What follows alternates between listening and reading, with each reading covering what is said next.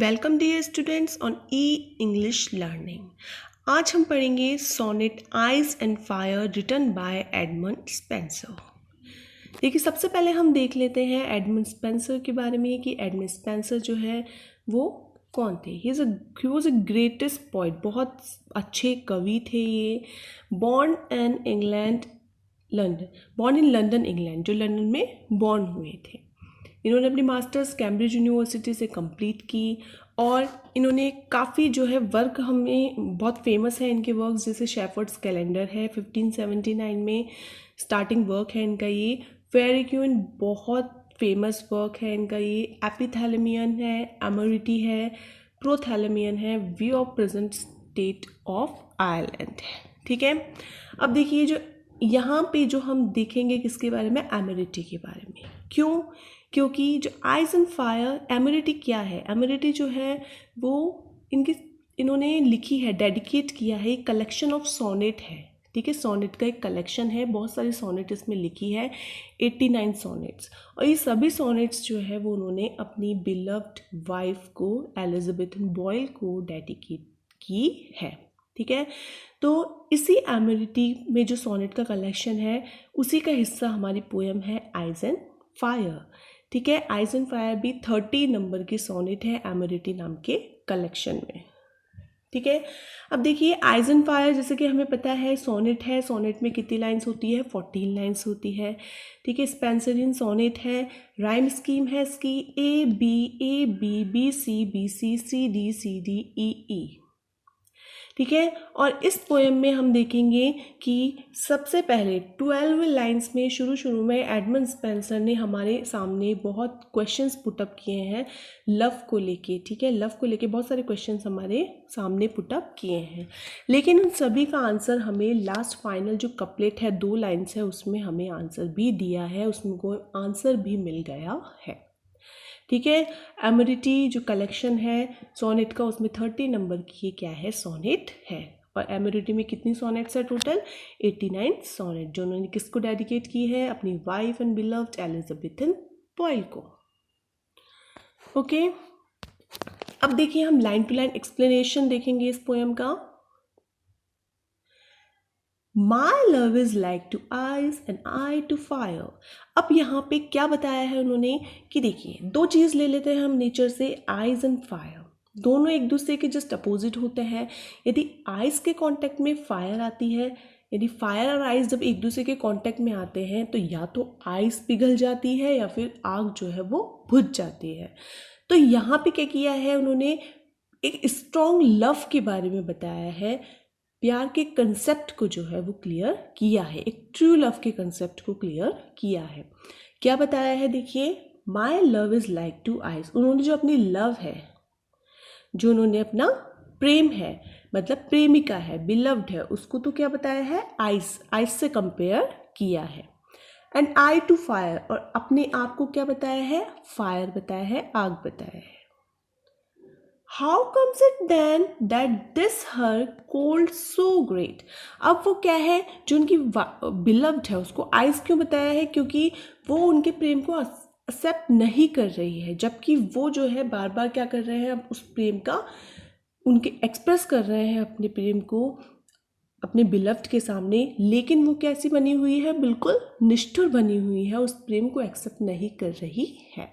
तो वो क्या बोल रहे हैं कि how comes it then that this her cold so great, कि ऐसा कैसे हो सकता है कि उसकी नीरसता, कोल्डनेस, निष्ठुरता, नीरसता मेरे प्रेम के प्रति, मेरे लव के प्रति वो इतनी तेज़ हो सकती है, इतनी ज़्यादा हो सकती है, मतलब वो इतनी निष्ठुर कैसे हो सकती है। Is not dissolve through my so hot desire, कि उसकी निष्ठुरता, कि उसकी जो बर्फ़ जैसी जो निष्ठुरता है वो मेरे अंदर की जो आग है, मेरे अंदर की जो प्यार की आग है, वो उससे भी डिज़ोल्व नहीं हो रही है, पिघल नहीं रही है। मेरे इतनी हॉट डिज़ायर से, मेरे मतलब इतने प्रेम से, इतने गहरे प्रेम से, मेरे अंदर की जो प्रेम की आग है उसकी गर्मी से भी वो नहीं पिघल रही है। मतलब जितना मैं उससे अपना लव एक्सप्रेस कर रहा हूँ वो उतनी ही निष्ठुर होती जा रही है, वो उतनी ही डिनाई करती जा रही है मेरे लव को। But harder grows the more I entry it, लेकिन बल्कि उसकी निष्ठुरता जो है हार्डर ग्रोस, और हार्ड होती जा रही है और निष्ठुर होती जा रही है वो, जैसे जैसे मैं उसे मना रहा हूँ, जैसे जैसे मैं उसे अपने प्यार का एक्सप्रेशन दे रहा हूँ, मैं अपने प्यार का एक्सप्रेस कर रहा हूँ। ठीक है, तो फर्स्ट है, देखिए फर्स्ट स्टैंडर्ड, जिसमें ये जो फर्स्ट 4 लाइन्स है इसमें हमने बताया है, हमसे पूछा भी है कि भाई ऐसे कैसे हो सकता है कि आइस एंड फायर दो अपोजिट चीज़ें ऐसी है जो एक दूसरे को क्या कर देती है, या तो आइस पिघल जाती है या फायर बुझ जाती है। लेकिन यहाँ तो क्या हो रहा है, जितना ज़्यादा मेरे अंदर की प्रेम की आग जो है वो बढ़ रही है, उतना ही ज़्यादा वो बर्फ़ की तरह निष्ठुर होती जा रही है। बल्कि कम होनी चाहिए उसकी निष्ठुरता, लेकिन कम नहीं हो रही है, बल्कि और ज़्यादा जो है वो बढ़ती जा रही है। ये हमसे क्वेश्चन भी किया है। नेक्स्ट लाइन्स देखिए, और how comes it that my exceeding heat is not allayed by her heart frozen cold. और कैसे हो सकता है, ये कैसे हो रहा है कि इट माई एक्सीडिंग हीट, कि मेरी बढ़ती हुई जो आग है, बढ़ती हुई जो मेरे प्रेम की आग है, एक्सीडिंग मतलब बढ़ती हुई, is not allayed by a heart frozen cold, कि चलो ठीक है मेरे आग से उसकी निष्ठुरता या फिर बर्फ़ की तरह जो निष्ठुरता है वो कम नहीं हो रही है, लेकिन कम से कम उसकी निष्ठुरता जो उसकी हार्ट फ्रोजन कोल्ड है, मतलब बर्फ़ की तरह निष्ठुर जो हृदय है, उससे मेरी आग भी नहीं बुझ रही है, आग भी नहीं कम हो रही है। तो ऐसे कैसे हो सकता है, बल्कि और ज़्यादा बढ़ती जा रही है। But that I burn much more in boiling sweat, बल्कि मैं तो क्या कर रहा हूँ, जैसे जैसे वो निष्ठुर हो रही है, बल्कि मेरे अंदर की आग और भी ज़्यादा बढ़ती जा रही है। बॉइलिंग स्वेट, मेरे अंदर का जो खून पसीना है वो और भी ज़्यादा उबलता जा रहा है। ऐसा कैसे हो सकता है।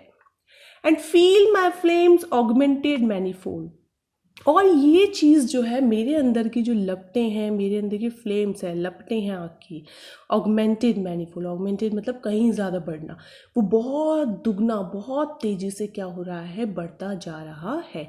ठीक है, तो फर्स्ट 4 लाइन्स में बोला कि भाई मेरे आग से क्या हो रही है, उसकी निष्ठुरता नहीं पिघल रही है।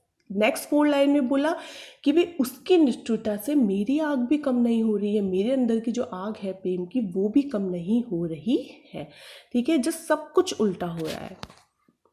What more miraculous thing may be told, कि इससे ज़्यादा और miraculous thing क्या कही जा सकती है, और ज़्यादा जो अजीब चीज़ है, और ज़्यादा आश्चर्यजनक चीज़ क्या कही जाती है कि दोनों एक दूसरे पर, मतलब आइस एंड फायर दोनों एक दूसरे को क्या नहीं कर पा रही है, कोई अफेक्ट नहीं कर पा रही है।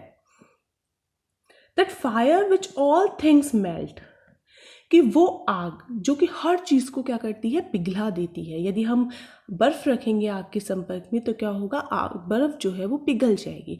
शुड हार्डन आइस, तो वो क्या कर रही है, आइस को हार्ड कर रही है। हम मिरेकुलस थिंग, ये चीज़ हमको बहुत अजीब सी आश्चर्यजनक चीज़ देखने को मिल रही है यहाँ पे, कि वो आग जो हर चीज़ को पिघला देती है वो हार्ड कर रही है, उसके अंदर की जो निष्ठुरता है, बर्फ़ जैसी जो उसके अंदर की निष्ठुरता है उसको हार्ड कर रही है। And ice which is congealed with senseless cold, और वो उसके अंदर की जो आइज है, बर्फ है, निष्ठुरता है, जो कि बिल्कुल जमी हुई है, सेंसलेट कोल्ड, जिसकी कोई फीलिंग्स नहीं है, जिसमें कोई इमोशंस नहीं है, should Kindle fire bye wonderful device, तो वो चीज़ जो है वो मेरे अंदर की आग को कहीं ज़्यादा बढ़ा रही है, बल्कि क्या होना चाहिए, आग को बुझा देना चाहिए, उस निष्ठुरता को, उस बर्फ़ जैसे निष्ठुरता को मेरी आग को बुझा देना चाहिए। लेकिन वो भी क्या कर रही है, वो भी मेरी आग को बढ़ा रही है। मतलब क्या हो रहा है, ये सब कुछ उल्टा हो रहा है, नेचर के बिल्कुल विपरीत हो रहा है सब। Such is the power of love in gentle mind. अब लास्ट जो ये कपलेट है, कंक्लूडिंग लाइन्स है दो, तो इसमें आंसर मिल गया है पोइट को, और बोला है कि यही पावर होती है, यही ताकत होती है एक सच्चे प्रेम की, that it can alter all the course of kind. Course of kind मतलब जितने भी नेचर का, प्रकृति का जो नियम है उसके भी क्या कर सकती है, उसको भी चेंज कर सकती है। जो सच्चे प्यार की ताकत है वो प्रकृति के नियमों को भी चेंज कर सकती है, क्योंकि प्रकृति का नियम कहता है कि बर्फ़ के या तो बर्फ़ पिघल जाए आग के संपर्क में आके, या आग जो है वो बुझ जाए बर्फ़ के संपर्क में आकर। लेकिन यहाँ बिल्कुल उल्टा हो रहा है, तो प्रकृति का नियम कैसा जा रहा है, यहाँ पे उल्टा हो रहा है। तो ये चीज़, ये ताकत बताई है किसकी, प्रेम की। यहाँ पे एडमंड स्पेंसर का मानना है कि जैसे मान लो कि कोई है, सामने वाला आपका लव एक्सेप्ट नहीं कर रहा है, तो क्या हो जाएगा, दूसरा व्यक्ति भी निष्ठुर हो जाएगा उसकी निष्ठुरता से, ठीक है, कि ये एक्सेप्ट नहीं कर रहा है कि ठीक है चलो आगे बढ़ो। लेकिन वो लव जो है वो एडमंड स्पेंसर ने बिल्कुल झूठा प्रेम बताया है, फॉल्स लव बताया। वो कहते हैं कि यदि सामने वाला आपके प्यार को रिजेक्ट कर रहा है, यदि सामने वाला आपके प्रेम को क्या कर रहा है, एक्सेप्ट नहीं कर रहा है, तो आपका प्रेम क्या होना चाहिए, उसके प्रति और ज़्यादा बढ़ना चाहिए, बल्कि घटने के बजाय। यही क्या होती है, ताकत होती है सच्चे प्रेम की। ओके, तो ये है हमारी poem ice and fire sonnet. I hope आपको समझ में आए कुछ। अगर आपको डाउट हो तो you can write in the comment box. Thank you so much. Please हमारे ई इंग्लिश चैनल को लाइक एंड सब्सक्राइब कीजिए। Thank you.